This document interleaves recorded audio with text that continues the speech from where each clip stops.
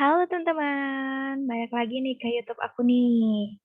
Nah, hari ini kita akan bahas bersama-sama tentang simple future tense. Nah, di sini udah ada future. Ada yang tahu nih future itu apa? Ya, future itu adalah tenses yang biasanya membahas kejadian-kejadian yang akan datang. Nih, ini ada beberapa kegunaan dari simple future tense.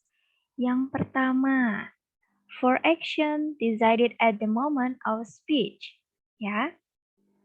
Jadi di sini menjelaskan kegiatan atau kejadian pada saat dibicarakan gitu. Contohnya nih, I have a toothache. I have a toothache. I'll take some medicine. Nah, saya lagi sakit gigi nih, saya mau minum obat. Itu ceritanya ya. Kemudian yang kedua, for unplanned future actions. Untuk kejadian yang tidak direncanakan, yang terjadinya tuh di masa yang akan datang. Contohnya, winter will come soon. Gitu. Nah, kita tahu akan datang nih winternya, cuman kita nggak tahu secara pastinya tuh kapan. Gitu. Misal kayak tanggal berapa atau di minggu berapa kan kita nggak tahu.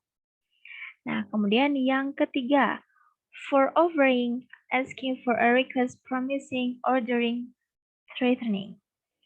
Contohnya, I'm afraid we will get wet. Aku takut kita akan kebasahan. Okay. And then number 4, for unpreventable actions in the future. Untuk kejadian yang tidak bisa dicegah di masa yang akan datang. Contohnya, summer will come soon. Nah, kita nggak bisa dong kayak mengatur supaya summer itu datangnya agak lamaan aja gitu. Nggak yang segera datang gitu kan, kita nggak bisa nih, kita nggak bisa mencegahnya. Ya. Kemudian yang kelima, with conditional time and purpose clauses. Nah, di sini ada suatu syarat sebelum kejadian yang akan datang itu terjadi nih, teman-teman. Contohnya, when I arrive at home, I will call you. Ketika saya tiba di rumah, saya akan telepon kamu. Nah, jadi di sini syaratnya saya harus sampai di rumah dulu nih, baru saya nanti akan telepon kamu. Kalau syaratnya ini belum terpenuhi, maka will-nya ini nih belum akan terjadi gitu teman-teman. Ya, jadi syaratnya harus terpenuhi baru kejadian yang akan datangnya ini bisa terjadi. Kemudian yang terakhir, for thoughts, predictions, assumptions, sureness, fears about future. Contohnya, I promise I won't tell this to anyone. Saya janji saya nggak akan kasih tahu ini ke siapapun. Oke? Kira-kira udah paham dong ya penggunaan-penggunaan dari simple future tense. Nah, di sini ada jenis-jenis dari simple future tense.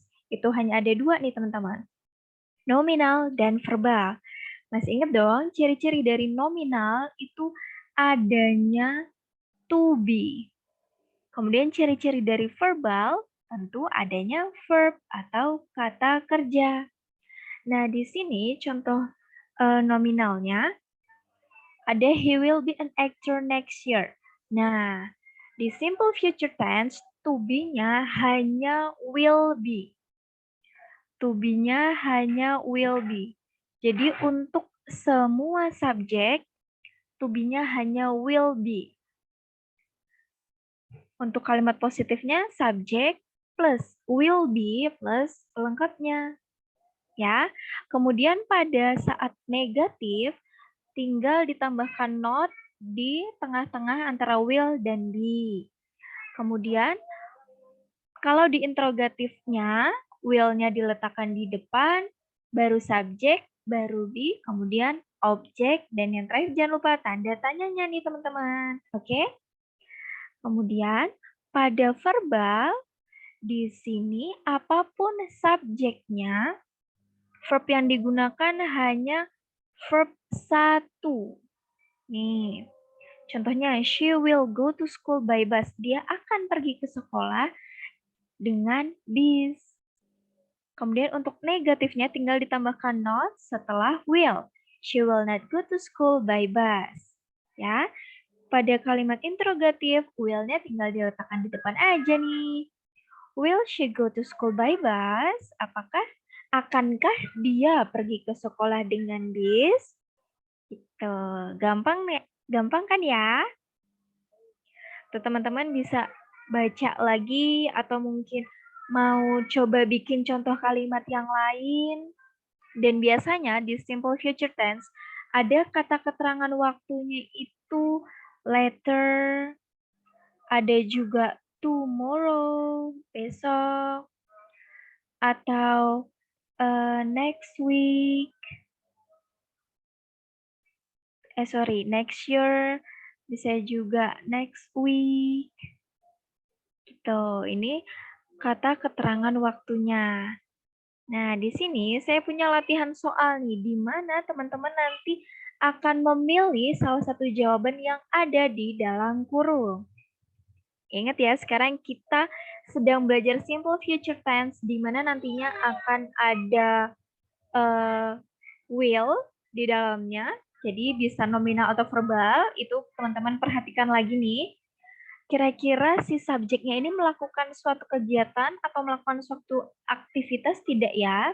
Kalau si subjeknya ini melakukan suatu pekerjaan, maka dia masuk ke dalam verbal. Kalau si subjeknya ini tidak melakukan suatu pekerjaan, maka nanti masuknya nominal. Oke? Ya. Teman-teman nih bisa pilih salah satu dari kata yang ada di dalam kurung. Gampang ya, hanya 10 soal nih. Nanti kalau teman-teman masih ada bingung tentang simple future atau bingung sama latihan soalnya, teman-teman bisa langsung tanyakan aja di kolom komentar ya. Oke, kalau gitu sampai di sini dulu belajarnya hari ini. Sampai ketemu di video berikutnya. Bye-bye.